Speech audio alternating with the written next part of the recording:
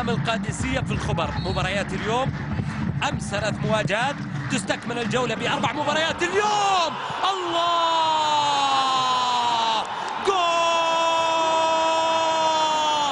الهدف الأول لصالح الأهلي، أول أهداف القلعة الخضراء. الله عليك يا الأخضر اللون، والله عليك يا نمر الأمازون، الله عليك يا الأخضر اللون، والله على نمر الأمازون.